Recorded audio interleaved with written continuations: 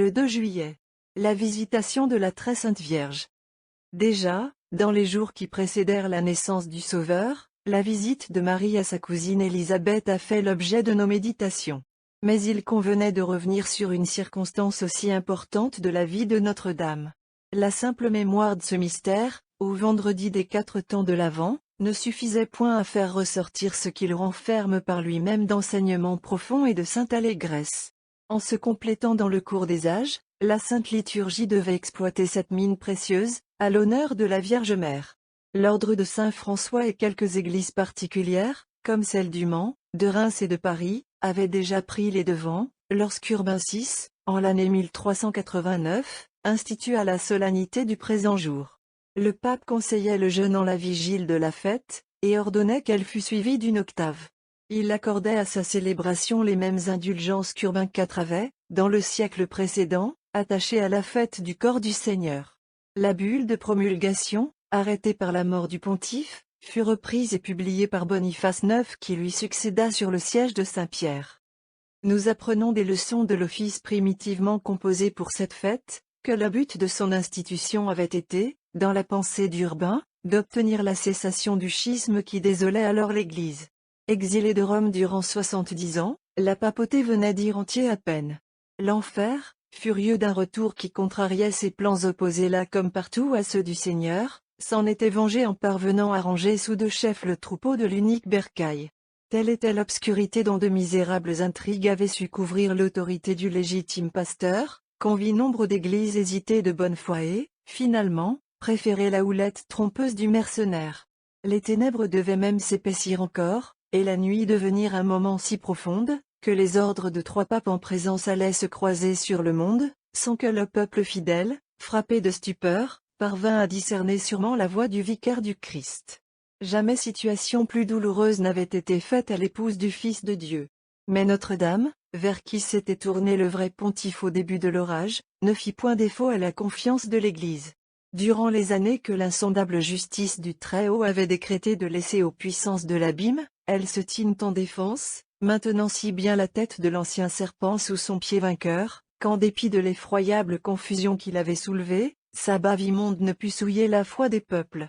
Leur attachement restait immuable à l'unité de la chair romaine, quel qu'en fût dans cette incertitude l'occupant véritable. Aussi, l'Occident, 10 juin en fait, mais toujours un quant au principe, se rejoignit comme de lui-même au temps marqué par Dieu pour ramener la lumière. Cependant, l'heure venue pour la reine des saints de prendre l'offensive, elle ne se contenta pas de rétablir dans ses anciennes positions l'armée des élus. L'enfer dut expier son audace, en rendant à l'Église les conquêtes mêmes qui lui semblaient depuis des siècles assurées pour jamais. La queue du dragon n'avait point encore fini de s'agiter à baie, que Florence voyait les chefs du schisme grec, les Arméniens, les Éthiopiens, les dissidents de Jérusalem, de Syrie et de Mésopotamie, compenser par leur adhésion inespérée au pontife romain les angoisses que l'Occident venait de traverser. Il restait à montrer qu'un pareil rapprochement des peuples au sein même de la tempête, était bien l'œuvre de celle que le pilote avait, un demi-siècle auparavant, appelé au secours de la barque de Pierre. On vit les factieux de l'assemblée de Baal en donner la preuve, trop négligés par des historiens qui ne soupçonnent plus l'importance des grands faits liturgiques dans l'histoire de la chrétienté. Sur le point de se séparer, les derniers tenants du schisme consacrèrent la 43e session de leur prétendu concile à promulguer, pour ses adhérents, cette même fête de la Visitation en l'établissement de laquelle Urbain VI avait dès l'abord mis son espoir. Malgré la résistance de quelques obstinés, le schisme était vraiment fini dès lors. L'orage se dissipait, le nom de Marie, invoqué des deux parts, resplendissait comme le signe de la paix sur les nuées. Ainsi l'arc-en-ciel unit dans sa douce lumière les extrémités opposées de l'horizon. Contemplez-le, dit l'Esprit Saint, et bénissez celui qui l'a fait. Car il est beau dans sa splendeur. Il embrasse les cieux dans le circuit de sa gloire. Si l'on se demande pourquoi Dieu voulut que le mystère de la Visitation, et non un autre, devint, par cette solennité qui lui fut consacrée, le monument de la paix reconquise, il est facile d'en trouver la raison dans la nature même de ce mystère et les circonstances où il s'accomplit. C'est là surtout que Marie apparaît, en effet, comme la véritable arche d'alliance. Portant en elle, non plus les titres périmés du pacte de servitude conclu au bruit du tonnerre entre Jéhovah et les Juifs, mais l'Emmanuel, témoignage vivant d'une réconciliation plus vraie, d'une alliance plus sublime entre la terre et les cieux. Par elle, mieux qu'en Adam, tous les hommes seront frères. Car celui qu'elle cache en son sein sera le premier-né de la grande famille des fils de Dieu. À peine conçu, voici que pour lui commence l'œuvre d'universelle propitiation. Levez-vous, ô Seigneur, vous et l'arche d'où votre sainteté découlera sur le monde. De Nazareth aux montagnes de Judée, dans sa marche rapide, elle sera protégée par l'aile des chérubins jaloux de contempler sa gloire. Au milieu des guerriers les plus illustrés des cœurs d'Israël, David conduisit l'arche figurative de la maison d'Aphinadab à celle d'Obédédom. Mieux que lui, Dieu votre Père saura entourer l'arche sacrée du Testament nouveau, lui composant une escorte de l'élite des célestes phalanges. Heureuse fut la demeure du Lévite devenu, pour 3 mois, l'hôte du Très-Haut résidant sur le propitiatoire d'or. Plus fortunée sera celle du prêtre Zacharie, qui, durant un même espace de temps, abritera l'éternelle sagesse nouvellement descendue au sein très pur où vient de se consommer mère l'union qu'ambitionnait son amour. Par le péché d'origine, l'ennemi de Dieu et des hommes tenait captif, en cette maison bénie, celui qui devait en être l'ornement dans les siècles sans fin. L'ambassade de l'ange annonçant la naissance de Jean, sa conception miraculeuse, n'avait point exempté le fils de la stérile du tribut honteux que tous les fils d'Adam doivent solder au prince de la mort, à leur entrée dans la vie. Mais, les habitants d'Azote en firent autrefois l'expérience, Dagon ne saurait tenir debout devant l'arche. Marie paraît, et Satan renversé subit dans l'âme de Jean sa plus belle défaite, qui toutefois ne sera point la dernière, car l'arche de l'Alliance n'arrêtera ses triomphes qu'avec la réconciliation du dernier des élus. Célébrons cette journée par nos chants d'allégresse. Car toute victoire, pour l'Église et ses fils, est en germe dans ce mystère, désormais l'arche sainte préside au combat du nouvel Israël. Plus de division entre l'homme et Dieu, le chrétien et ses frères.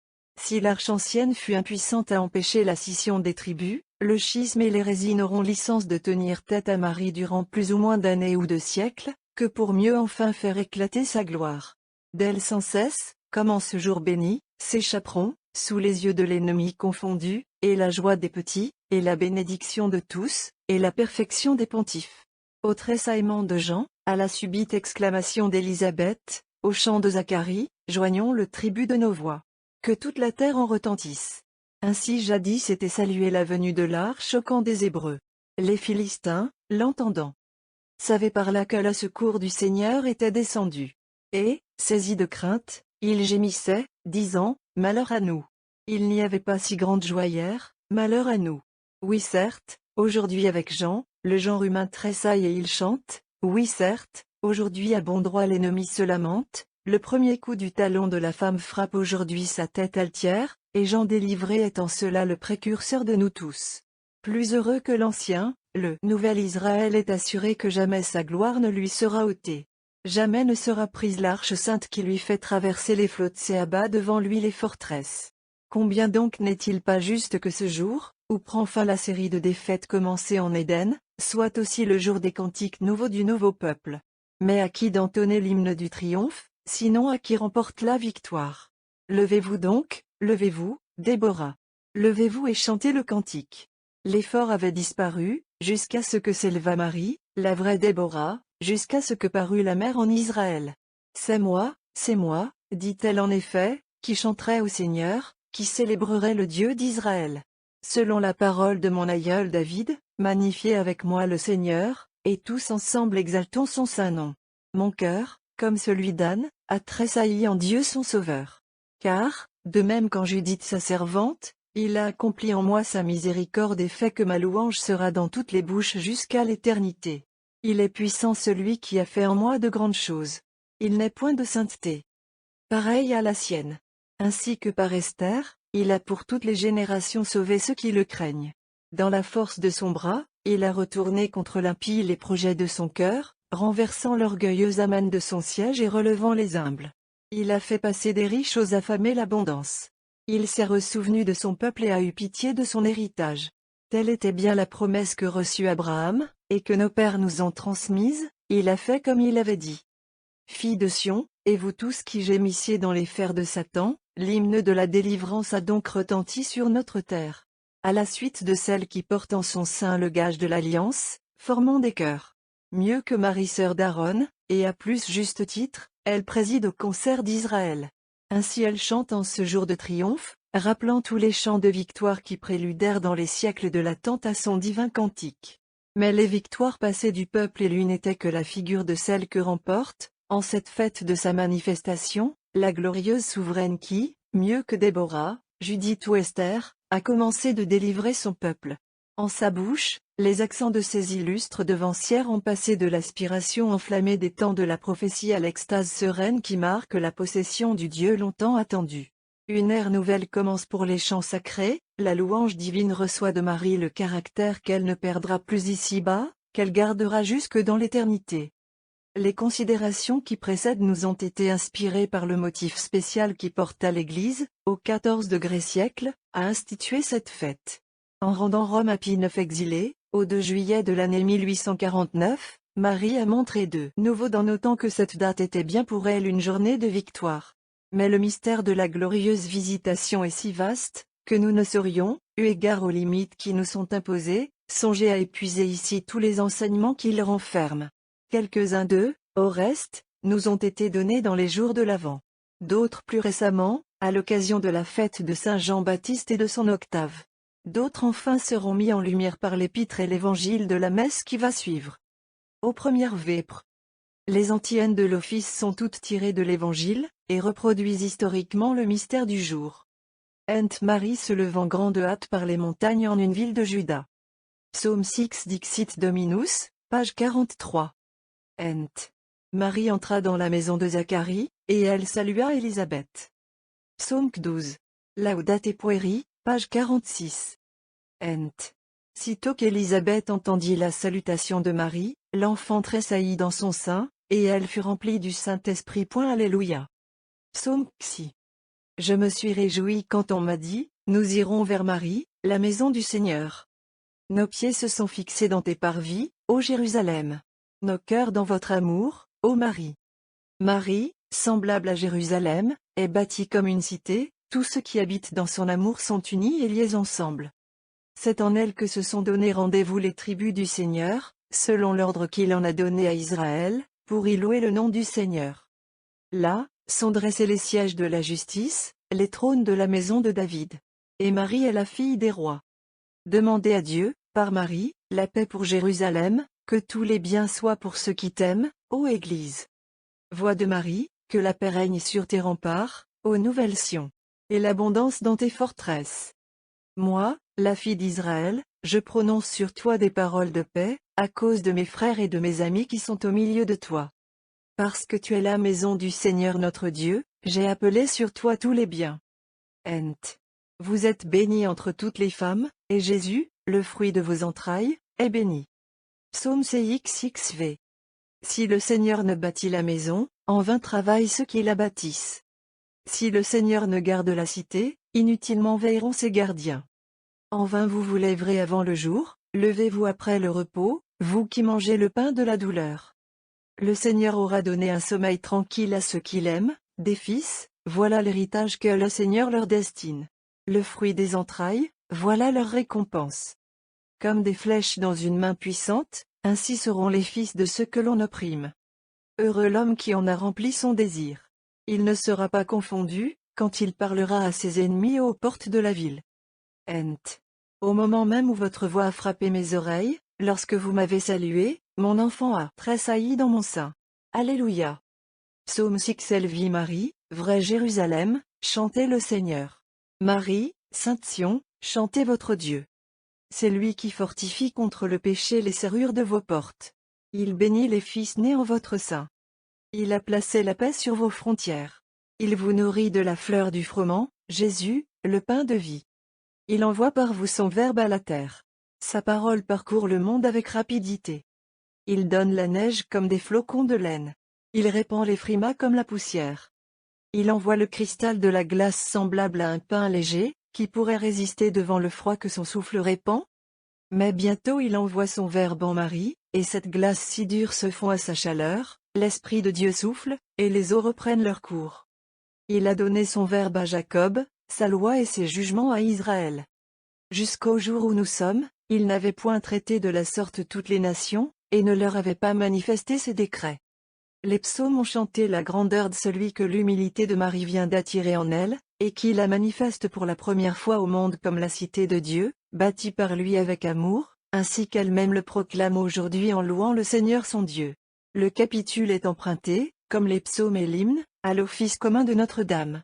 Il rappelle l'auguste prédestination qui, dès avant tous les âges, unit inséparablement l'éternelle sagesse et la femme bénie plus que tout en qui elle devait prendre chair.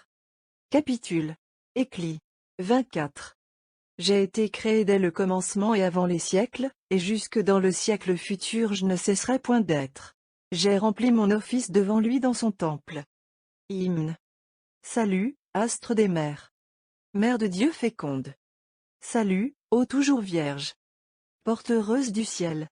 Vous qui de Gabriel ayez reçu la venue. Fondez-nous dans la paix. Changeant le nom d'Eva. Délivrez les captifs. Éclairez les aveugles. Chassez loin tous nos maux.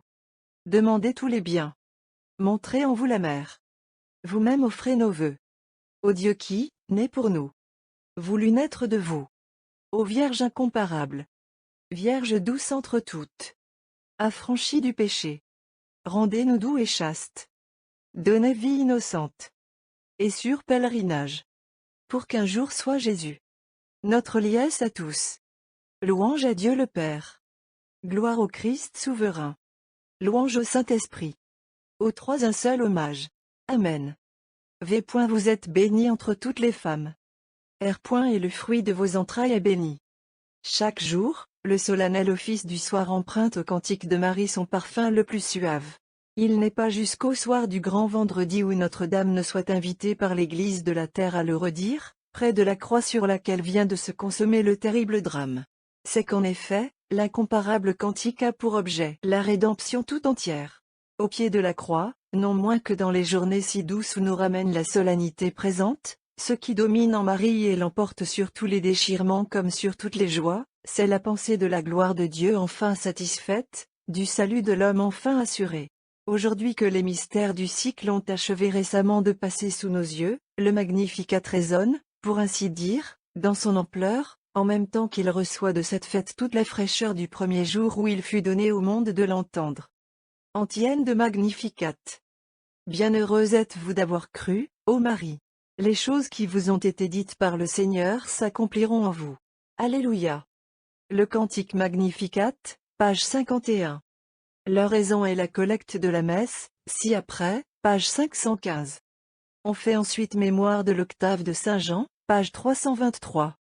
En ce jour où Satan voit pour la première fois reculer son infernale milice devant l'Arche sainte, 2 combattants de l'armée des élus font cortège à leur reine.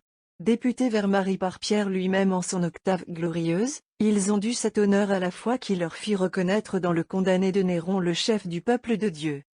Le prince des apôtres attendait son martyr au fond de la prison Mamertine, lorsque la miséricorde divine amena près de lui 2 soldats romains, ceux-là même dont les noms sont devenus inséparables du sien dans la mémoire de l'Église. L'un se nommait Processus, et l'autre Martinien.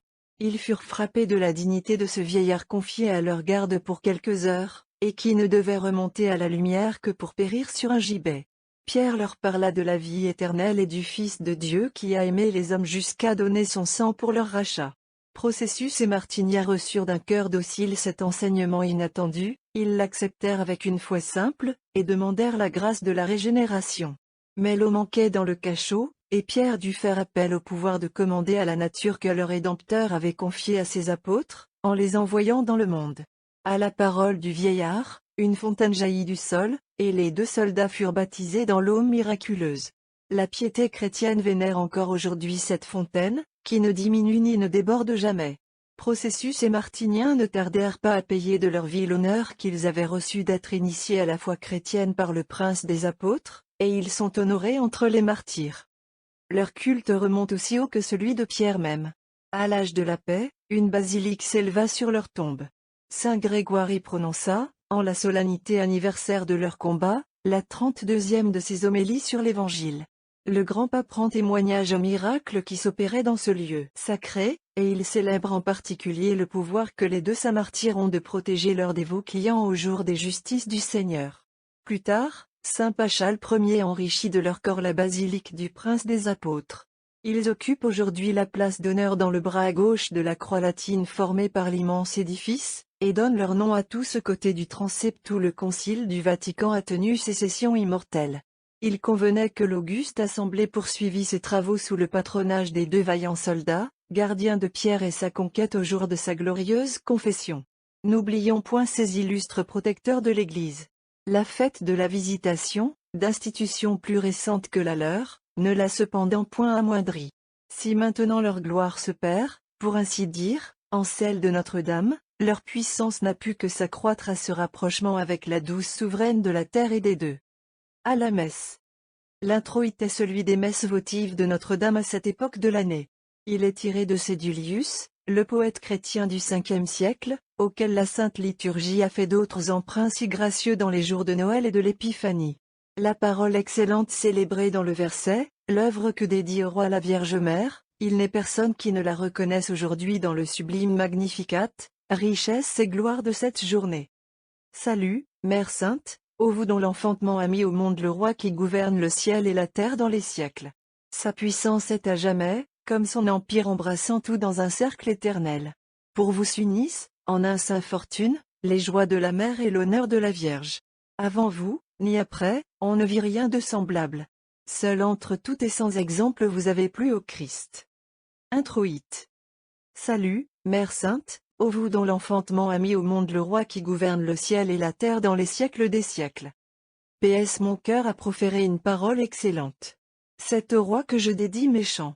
Gloire au Père. Salut. La paix est le don précieux que la terre implorait sans fin depuis le péché d'origine. Réjouissons-nous donc. Car le prince de la paix se révèle par Marie en ce jour.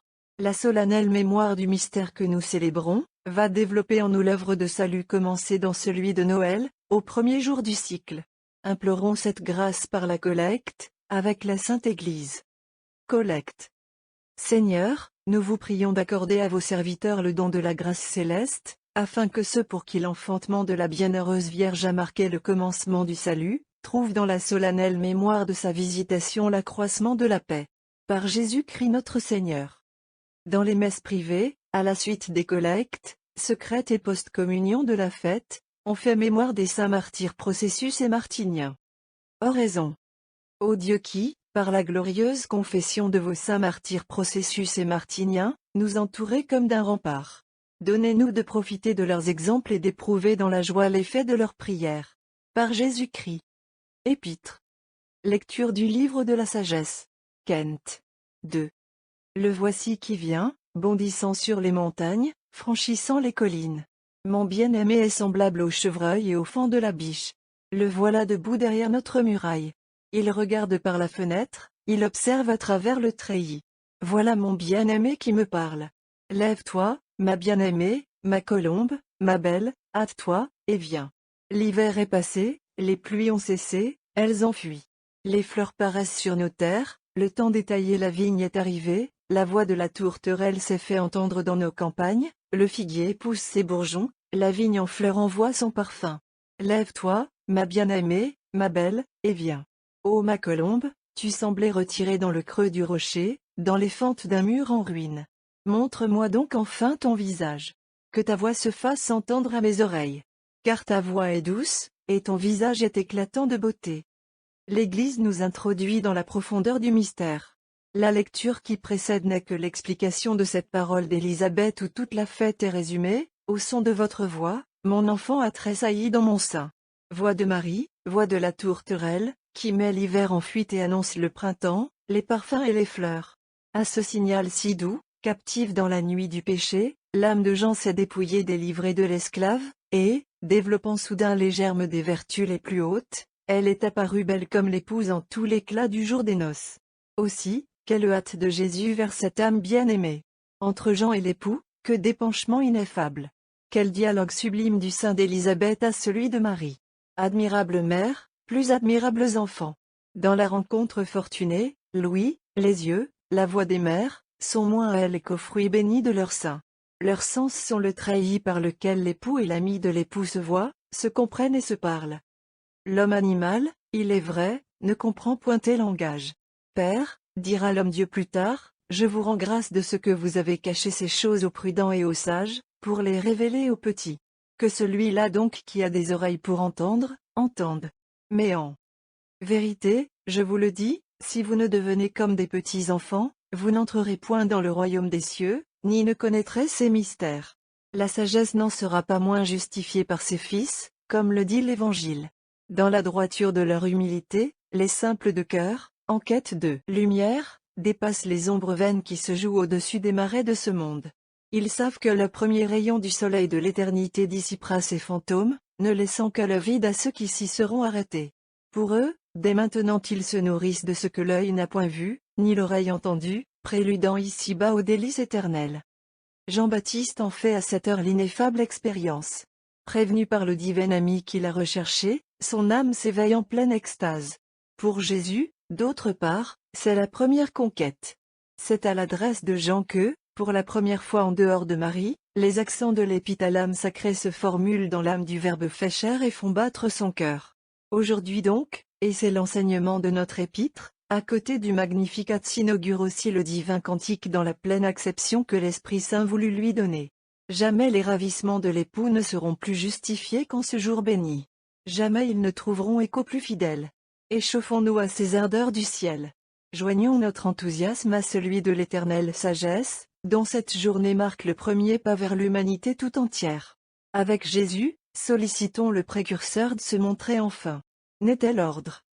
D'en haut, l'ivresse de l'amour lui ferait soudain, en effet, forcer la muraille qui l'empêche de paraître et d'annoncer l'époux. Car il sait que la vue de son visage, précédant la face même du Seigneur, excitera, elle aussi, les transports de la terre. Il sait que sa voix sera douce, quand elle sera l'organe du Verbe appelant à lui l'épouse. Avec Élisabeth, exaltons au graduel la Vierge bénie qui nous vaut toutes ses joies, et en qui l'amour tient enfermé celui que le monde ne pouvait contenir. Le distique que l'on chante au verset, était cher à la piété du Moyen-Âge. On le retrouve en diverses liturgies, soit comme début d'hymne, soit sous forme d'antienne dans la composition des messes ou de l'office. Graduel. Vous êtes bénie et digne de toute vénération. Vierge Mère de Dieu, celui que le monde entier ne saurait contenir s'est enfermé dans votre sein, si faisant homme. La foi en votre Fils a purifié les crimes du monde. Et la virginité vous demeure inviolée. L'univers vous salue comme la mère de l'amour. L'univers vous proclame sa puissance, à vos serviteurs, ô bénis, soyez secourables. Gloire immense soit au Père. À vous, ô Fils, gloire égale. À l'Esprit Saint, également Dieu, gloire immense. Amen. Vierge Marie, qui, sans la moindre souillure, êtes devenue mère du Sauveur. Vierge Mère de Dieu, celui que le monde entier ne saurait contenir s'est enferme dans votre sein, si faisant homme. Alléluia, Alléluia. Heureuse êtes-vous et digne de toute louange, Sainte Vierge Marie. De vous s'est levé le soleil de justice, le Christ notre Dieu. Alléluia. Hymne completori in festibe Mariae, Antiphonar. Ce nom. 1552. Évangile. La suite du Saint-Évangile selon saint Luc. Chapitre 1. En ce temps-là, Marie se levant s'en alla en grande hâte par les montagnes en une ville de Juda. Et entrant dans la maison de Zacharie, elle salua Élisabeth. Or il arriva que dès qu'Élisabeth eut entendu le salut de Marie, son enfant tressaillit dans son sein. Et, remplie au même moment du Saint-Esprit, Élisabeth s'écria à haute voix, « Vous êtes bénie entre les femmes, et le fruit de vos entrailles est béni. Et d'où me vient ce bonheur que la mère de mon Seigneur vienne à moi? Voici, en effet, qu'à l'instant même où votre voix me saluant a frappé mes oreilles, mon enfant a tressailli de joie dans mon sein. Bienheureuse, vous qui avez cru. Les choses qui vous ont été dites par le Seigneur, s'accompliront. » Et Marie dit, « Mon âme glorifie le Seigneur, et mon esprit tressaille en Dieu mon Sauveur. » Marie avait appris de l'archange qu'Élisabeth allait bientôt devenir mère. La pensée des services que réclame sa vénérable cousine et l'enfant qui va naître, lui fait prendre aussitôt la route des montagnes où est située l'habitation de Zacharie. Ainsi va, ainsi presse, quand elle est vraie, la charité du Christ. Il n'est point d'état d'amour, sous le prétexte d'une perfection plus relevée, le chrétien puisse oublier ses frères. Marie venait de contracter avec Dieu l'union la plus haute. Et volontiers notre imagination se la représenterait impuissante à tout, perdue dans l'extase, durant ces jours où le Verbe, prenant chair de sa chair, l'inonde en retour de tous les flots de sa divinité. L'Évangile est formel cependant, c'est en ces jours même que l'humble Vierge, assise jusque-là dans le secret de la face du Seigneur, se lève pour se dévouer à tous les besoins du prochain dans le corps et dans l'âme. Serait-ce à dire que les œuvres l'emportent sur la prière, et que la contemplation n'est plus la meilleure part? Non, sans doute. Et Notre-Dame n'avait jamais si directement ni si pleinement qu'en ces mêmes jours, adhéré à Dieu par tout son être. Mais la créature parvenue sur les sommets de la vie unitive, est d'autant plus apte aux œuvres du dehors qu'aucune dépense de soi ne peut la distraire du centre immuable où elle reste fixée. Un signe privilège, résultat de cette division de l'esprit et de l'âme à laquelle tous n'arrivent point, et qui marque l'un des pas les plus décisifs dans les voies spirituelles. Car elle suppose la purification tellement parfaite de l'être humain, qu'il ne forme plus en toute vérité qu'un même esprit avec le Seigneur. Elle entraîne une soumission si absolue des puissances, que, sans se heurter, elles obéissent simultanément, dans leurs sphères diverses, au souffle divin. Tant que le chrétien n'a point franchi ce dernier défilé défendu avec acharnement par la nature, tant qu'il n'a pas conquis cette liberté sainte des enfants de Dieu, 3, il ne peut, en effet, aller à l'homme sans quitter Dieu en quelque chose. Non qu'ils doivent négliger pour cela ses devoirs envers le prochain, dans qui Dieu a voulu que nous le voyions lui-même. Heureux toutefois qui, comme Marie, ne perd rien de la meilleure part, en vaquant aux obligations de ce monde. Mais combien petit est le nombre de ces privilégiés, et quelle illusion serait de se persuader le contraire. Nous retrouverons ces pensées au jour de la triomphante Assomption. Mais l'évangile qu'on vient d'entendre, nous faisait un devoir d'attirer dès maintenant sur elle l'attention du lecteur. C'est spécialement en cette fête, que Notre-Dame a mérité d'être invoquée comme le modèle de tous ceux qui s'adonnent aux œuvres de miséricorde. S'il n'est point donné à tous de tenir comme elle. Dans le même temps, leur esprit plus que jamais abîmé en Dieu, tous néanmoins doivent s'efforcer d'approcher sans fin, par la pratique du recueillement et de la divine louange, des lumineux sommets où leur reine se montre aujourd'hui dans la plénitude de ses perfections ineffables. L'offertoire chante le glorieux privilège de Marie, mère et vierge, enfantant celui qui l'a faite. Offertoire. Bienheureuse êtes-vous, Vierge Marie, qui avez porté le Créateur de toutes choses. Vous avez engendré celui qui vous a faite, et restez vierge éternellement. Le Fils de Dieu, naissant de Marie, a consacré son intégrité virginale. Obtenons, dans la secrète de ce jour, qu'il veuille en souvenir de sa mère nous purifier de nos souillures, et rendre ainsi notre offrande acceptable au Dieu Très-Haut. Secrète. Permettez, Seigneur, que vienne à notre aide l'humanité de votre Fils unique. Né d'une vierge, loin de léser l'intégrité de sa mère, il l'a consacrée, qu'il nous délivre de nos fautes et vous rende ainsi notre offrande acceptable en cette fête de la Visitation, Jésus-Christ notre Seigneur qui, étant Dieu, vit et règne avec vous. Mémoire des saints processus et martiniens. Recevez, Seigneur, nos prières et nos dons. Pour qu'ils soient dignes de votre regard, puissions-nous être aidés des prières de vos saints. Par Jésus-Christ. Préface. C'est une chose digne et juste, équitable et salutaire, Seigneur Saint, Père Tout-Puissant, Dieu éternel, de vous rendre grâce en tout temps et en tout lieu. Spécialement de vous louer, de vous bénir, de vous célébrer en la visitation de la bienheureuse Marie toujours Vierge. C'est elle qui a conçu votre Fils unique par l'opération du Saint-Esprit, et qui, sans rien perdre de la gloire de sa virginité, a donné au monde la lumière éternelle, Jésus-Christ notre Seigneur, par qui les anges louent votre majesté, les dominations l'adorent, les puissances la révèrent en tremblant, les cieux et les vertus des cieux, et les heureux séraphins la célèbrent avec transport. Daignez permettre à nos voix de s'unir à leur voix, afin que nous puissions dire dans une humble confession, Saint, Saint, Saint. L'Église possède en elle, dans les mystères, le même Fils du Père éternel que portèrent durant 9 mois les entrailles de Marie. C'est en son sein bienheureux que, pour venir à nous tous, il a pris un corps. Chantons, dans l'antienne de la communion, et le Fils et la Mère. Communion. Bienheureuses les entrailles de la Vierge Marie, qui ont porté le Fils du Père éternel. La célébration de chacun des mystères du salut par la participation au divin sacrement qui les contient tous, est un moyen d'obtenir l'éloignement du mal pour ce monde et pour l'éternité. C'est ce qu'exprime la post-communion en ce qui touche le mystère de ce jour. Post-communion. Nous avons, Seigneur, participé au mystère qui consacre cette fête annuelle. Faites, nous vous en supplions, qu'il nous soit un remède pour la vie du temps et pour l'éternel. Par Jésus-Christ. Mémoire des saints processus et martiniens. Remplis de l'aliment du corps sacré et du sang précieux, nous vous prions, ô Seigneur notre Dieu, de faire que l'acte pieux de notre dévotion obtienne sûrement son effet rédempteur. Par le même Jésus-Christ notre Seigneur. Aux secondes vêpres. Les antiennes, les psaumes, le capitule, l'hymne et le verset, sont les mêmes qu'aux premières vêpres, page 5 au 6 511. Antienne de Magnificat. Toutes les générations m'appelleront bienheureuse, parce que Dieu a regardé son humble servante. Alléluia. Les 14e et XV siècles ont chanté en de gracieuses compositions le mystère de ce jour.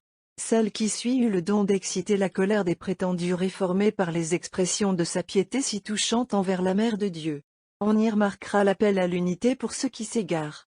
Selon ce que nous avons dit du motif qui porta l'Église à établir la fête de la Visitation, Marie est de même invoquée, en d'autres formules du même temps propres à cette fête, comme la lumière qui dissipe tous les nuages, qui dissout tous les schismes. Séquence. Venez, glorieuse souveraine. Marie, vous-même visitez-nous, illuminez nos âmes malades, donnez-nous de vivre saintement. Venez, vous qui sauvâtes le monde, enlevez la souillure de nos crimes. Dans cette visite à votre peuple, écartez tout péril de peine. Venez, Reine des nations, éteignez les flammes du péché. Quiconque s'égare, redressez-le, donnez à tous vie innocente. Venez, visitez les malades. Marie, fortifiez les courages par la vertu de votre impulsion sainte, bannissez les hésitations. Venez, étoile, lumière des mers, faites briller le rayon de la paix. Que Jean tressaille devant son Seigneur. Venez, sceptre des rois, ramenez les foules errantes à l'unité de foi qui est le salut des citoyens des cieux.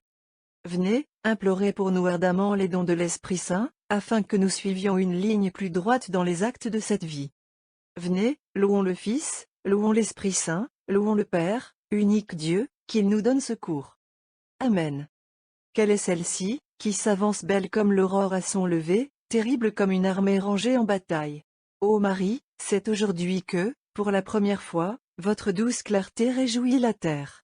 Vous portez en vous le soleil de justice. Et sa lumière naissante frappant le sommet des monts, tandis que la plaine est encore dans la nuit, atteint d'abord le précurseur illustre dont il est dit qu'entre les fils des femmes il n'est point de plus grand. Bientôt l'astre divin, montant toujours, inondera de ses feux les plus humbles vallées. Mais que de grâce en ces premiers rayons qui s'échappent de la nuée sous laquelle il se cache encore. Car vous êtes, ô Marie, la nuée légère, espoir du monde, terreur de l'enfer. En sa céleste transparence, contemplant de loin les mystères de ce jour, Élie le père des prophètes et Isaïe leur prince découvrirent tous deux le Seigneur. Ils vous voyaient à temps votre course au-dessus des montagnes, et ils bénissaient Dieu. Car, dit l'Esprit Saint, lorsque l'hiver a enchaîné les neuves, desséché les vallées, brûlé les montagnes, le remède à tout est dans la hâte de la nuée. Hâtez-vous donc, ô Marie. Venez à nous tous, et que ce ne soit plus seulement les montagnes qui ressentent les bienfaits de votre sereine influence. Abaissez-vous jusqu'aux régions sans gloire où la plus grande partie du genre humain végète, impuissante à s'élever sur les hauteurs, que jusque dans les abîmes de perversité les plus voisins du gouffre infernal, votre visite fasse pénétrer la lumière du salut. Oh! Puissions-nous, des prisons du péché, de la plaine où s'agite le vulgaire, être entraînés à votre suite.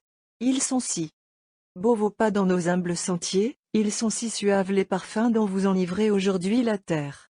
Vous n'étiez point connue, vous-même vous ignoriez, ô la plus belle des filles d'Adam, jusqu'à cette première sortie qui vous amène vers nos pauvres demeures et manifeste votre puissance. Le désert, embaumé soudain des senteurs du ciel, acclame au passage, non plus l'arche des figures, mais la litière du vrai Salomon, en ces jours mêmes qui sont les jours des noces sublimes qu'a voulu contracter son amour. Quoi d'étonnant si d'une course rapide elle franchit les montagnes, portant l'époux qui s'élance comme un géant de sommet en sommet. Vous n'êtes pas, ô Marie, celle qui nous est montrée dans le divin cantique hésitante à l'action malgré le céleste appel, inconsidérément éprise du mystique repos au point de le placer ailleurs que dans le bon plaisir absolu du bien-aimé. Ce n'est point vous qui, à la voix de l'époux, ferez difficulté de reprendre pour lui les vêtements du travail, d'exposer tant qu'il le voudra vos pieds sans tache à la poussière des chemins de ce monde.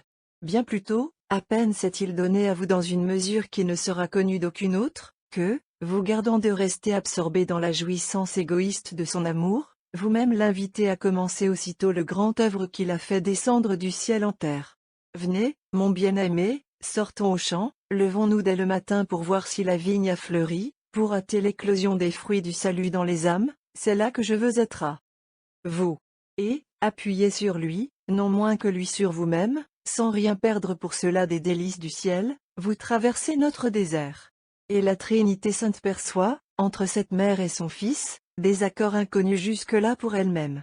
Et les amis de l'époux, entendant votre voix si douce, ont, eux aussi, compris son amour et partagé vos joies. Avec lui, avec vous, de siècle en siècle, elles seront nombreuses les âmes qui, douées de l'agilité de la biche et du faon mystérieux, fuiront les vallées et gagneront les montagnes où brûle sans fin le pur parfum des cieux. Bénissez, ô Marie, ceux que séduit ainsi la meilleure part. Protégez le Saint-Ordre qui se fait gloire d'honorer spécialement le mystère de votre visitation. Fidèle à l'esprit de ses illustres fondateurs, il ne cesse point de justifier son titre, en embaumant l'Église de la terre de ces mêmes parfums d'humilité, de douceur, de prière cachée, qui furent pour les anges le principal attrait de ce grand jour, il y a 18 siècles. Enfin, ô Notre-Dame, n'oubliez point les rangs pressés de ceux que la grâce suscite, plus nombreux que jamais en nos temps, pour marcher sur vos traces à la recherche miséricordieuse de toutes les misères. Apprenez-leur comment on peut, sans quitter Dieu, se donner au prochain, pour le plus grand honneur de ce Dieu très haut et le bonheur de l'homme, multipliez ici-bas vos fidèles copies. Que tous enfin, vous ayant suivi en la mesure et la manière voulue par celui qui divise ses dons à chacun comme il veut, nous nous retrouvions dans la patrie pour chanter d'une seule voix avec vous le Magnificat éternel.